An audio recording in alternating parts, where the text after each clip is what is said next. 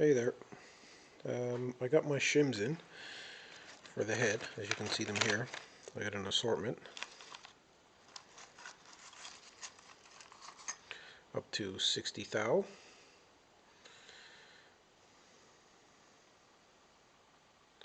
This is a 30 thou shim. According to the book, it says here free length approximately 2 1/8 of an inch. So took the feeler, the caliper. I'll just set it down here.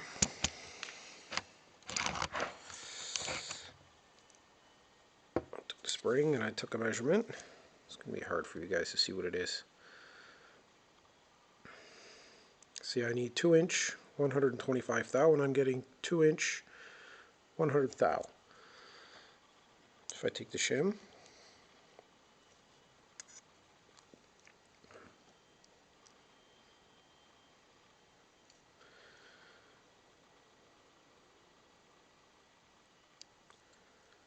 I'm getting roughly 2 inch 130 thou, and it says 125 approximately, so this will do good.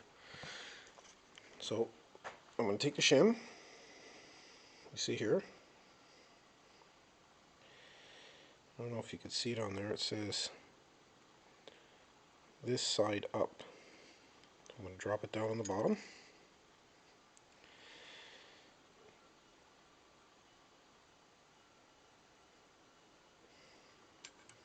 Valve. And then I will compress it. Put on the cap with the retainers and move along to the next ones. You see I already have a couple installed, but then I realized after that they weren't the right specifications according to the book, and I did find they were loose, so as you can see here. So I'll shim them up a bit.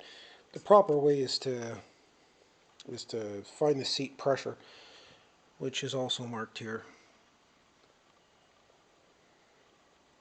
Let's see, 52 to 64 at 1 13/16 of an inch, but and also 1 23/64 of an inch, 129 to 157 pounds. But this is a tractor engine which max will turn 2500 RPM. So this is just a shim because of the lapping I did and some of the wear into the seat,